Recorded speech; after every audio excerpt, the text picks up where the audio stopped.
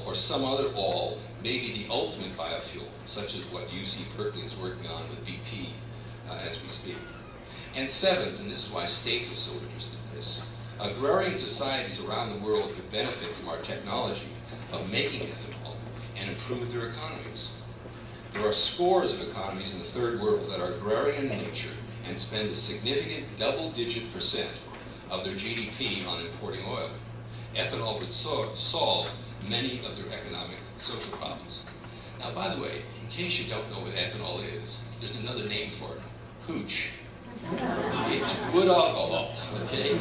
And most societies know how to make that stuff, okay? The net result was the president called for an aggressive buildup in the use of biofuels. Legislation was passed first in 2005, increasing the use of biofuels, and then in 2007 calling for the use of 36 billion gallons by 2022, with a maximum of 15 billion of those gallons coming from corn.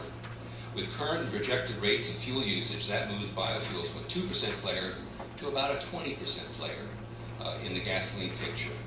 And that would, of the 40 billion gallons we use a year. As an initial program, ethanol usage has been successful. Remember, our economy is still growing nicely from 2003 to 2007, but our oil imports actually peaked in 2005 and have been decreasing ever since. 4 reasons. Ethanol today replaces over 500,000 barrels a day of oil import. Domestic oil supply has been up about 300,000 barrels a day. Fuel economy continues to improve, and unfortunately the economy has lowered the need for some fuel. In total, we imported 10% less oil in 2008 than we did in 2005, a saving of some 1.4 million barrels a day, which at $70 amounts to not exporting $36 billion. Big money. In the interest of time, I won't touch on biodiesel here. It's a much smaller player, and there are many more issues, but if you'd like me to touch on those in the Q&A, I'd be happy to do so. For the future, true petroleum security requires fewer imports, of course, not only by continuing domestic production at a minimum of 8 billion barrels a day, which is a practical number on continuing discovery, but also by realizing ever more efficient usage, improved biofuels, and new technologies such as battery technology to make electric vehicles cost competitive. Lower U.S. demand would also hopefully set a lower price for this important commodity, even if world markets increase their usage due to continued development. Our projections suggest that by 2030, U.S. demand for imported oil could fall by as much as 70% from their current levels, meaning that our total usage would fall from over 20 million barrels a day to under 12 million barrels a day, even with population growth. 8 million domestic, 4 million imported. A scenario that would decrease U.S. demand from about 25% of world supply today to closer to 10% in 2030. Again, assuming international demand continues to grow as projected. Rosier scenarios, and frankly, many gloomier ones, are also out there, but I believe these numbers are practical and pretty worst case given the technology. Finally, let's look at the electricity generation sector, which is the upper part of the chart that goes into that orange box. Electricity is fundamental to any advanced society. Its cost is a key economic driver. Its availability determines whether a local economy can attract new industry. Just look at the situation here in Silicon Valley. As the Valley entered the 70s, virtually all its companies, Fairchild, National, Intel, AMD, Signetics, did all or most of their wafer fabrication in the Valley. After the energy crisis in the mid-70s, not one of these major companies, to my knowledge, built another wafer fab in the Valley. They went where energy was readily available. Arizona, New Mexico, Texas, Utah, Maine, etc. Today there are no advanced wafer fabs in the Valley, and we're Silicon Valley. Energy availability played a major role in that shift. The chart shows that over half of our electric energy comes from coal, roughly 20% from nuclear, 15% from natural gas, and hydro fills about 7% of our needs.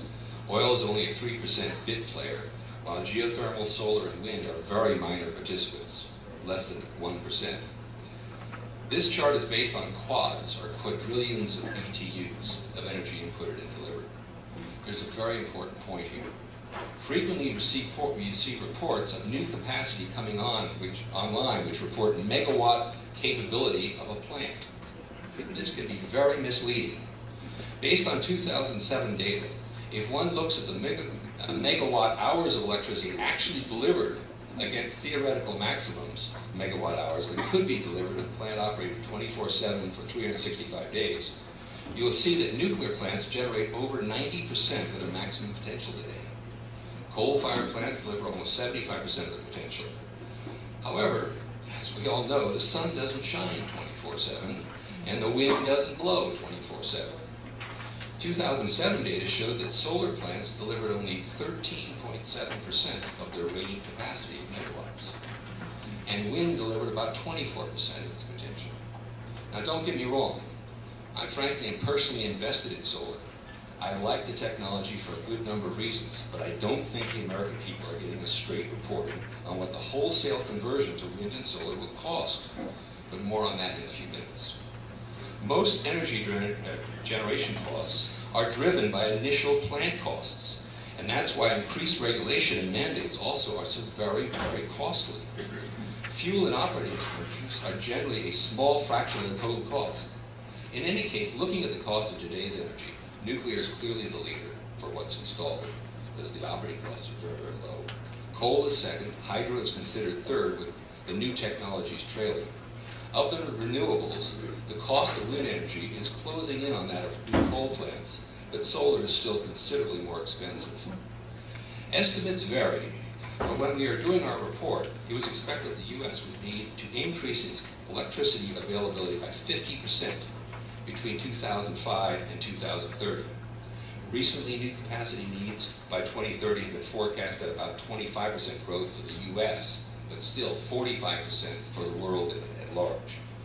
The U.S. has almost 1,000 gigawatts, 1 million megawatts of capacity from all sources, which generate over 4 million gigawatt hours. I realize these are crazy terms. That's 4 trillion kilowatt hours that we use electricity.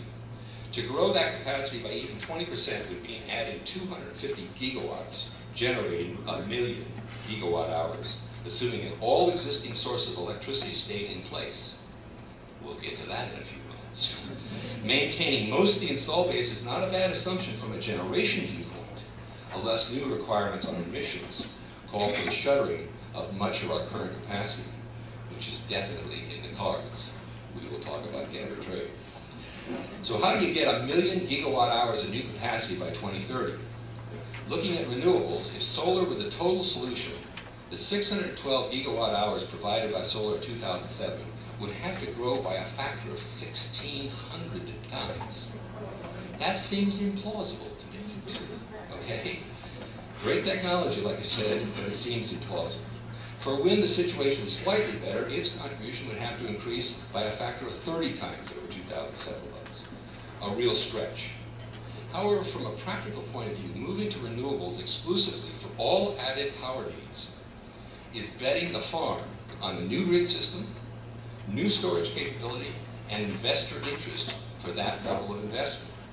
We suggested that up to half of that new capacity could perhaps be renewables, wind, solar, geothermal, such that by 2030 renewables would have grown to 10% of total system capacity, but 20% was outside of our reach or a real stretch. For the rest of the new requirements, we recommended that the incentives in the Energy Policy Act of 2005 to build 6 new nuclear plants be increased to provide incentives